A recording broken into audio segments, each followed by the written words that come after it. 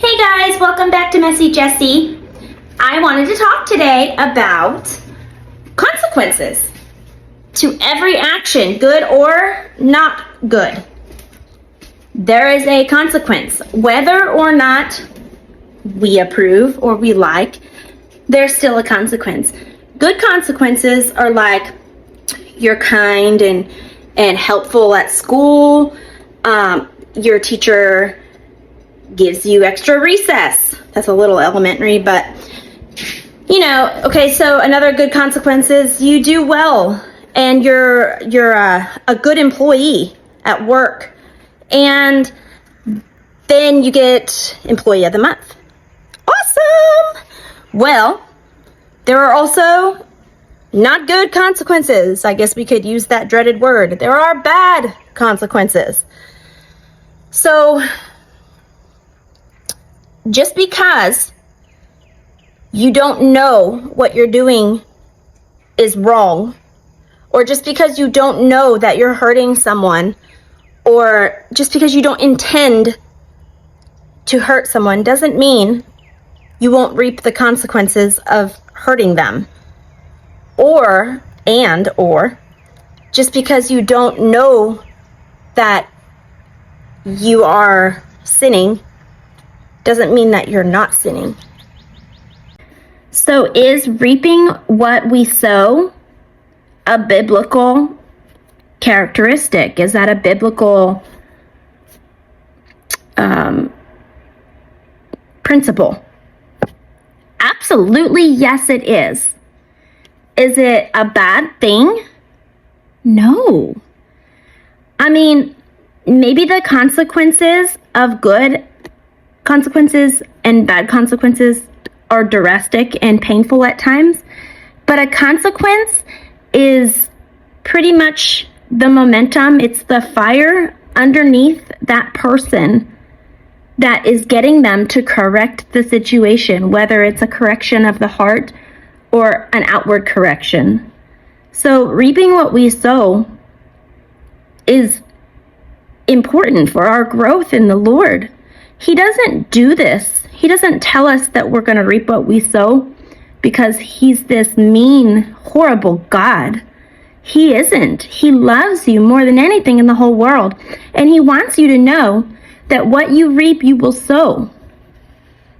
So what I am saying is not that, oh, you did this, you're going to burn in hell. That is not what I'm saying at all. What I am saying is that luck has nothing to do with life. It has nothing, there is no such thing as luck. Luck is nothing. It's just something this world has made up. And karma is crap. There's no such thing as karma. I don't care how you feel about it. And I don't care what anyone has to say. Karma is non-existent in my world because it is not truth. What is true is that we reap what we sow. Here are some scriptures to back it up. The Bible talks a lot about it. I'm pretty sure Hosea talks about it, Proverbs, 2 Corinthians, and I know there are more, but here are just a few that I do know of. They who eat the fruit of their ways will be filled with the fruit of their schemes. He who sows wickedness reaps trouble, and the rod of his fury will be destroyed. Do not be deceived. God cannot be mocked. A man reaps what he sows. Sow for yourselves righteousness, and reap fruit of unfailing love, and break up your unplowed ground. See, one of the coolest things about God is that he is not going to force us to do anything. He is a perfect gentleman. He will knock at your door, the door of your heart, and wait patiently until you open it and invite him to come in. But see, it goes hand in hand with free will. He's not going to force you to be, this Bible-thumping, Jesus-loving person. He gives us free will to make choices, and that's where I'm headed with this. The choices we make, good and bad, have consequences. We reap what we sow.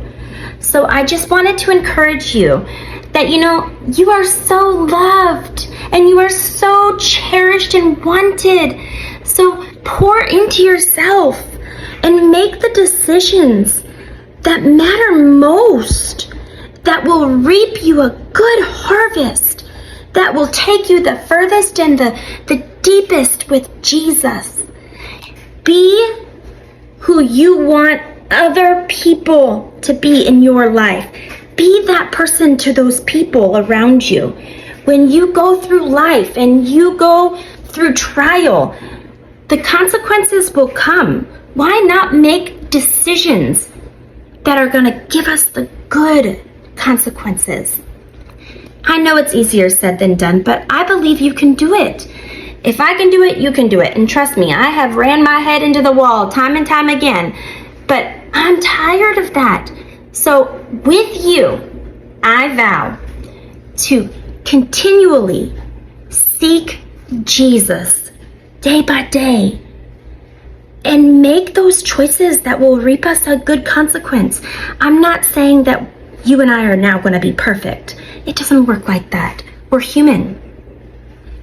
But we can choose Jesus every day. Let's reap what He has, the fullness of His goodness in every day.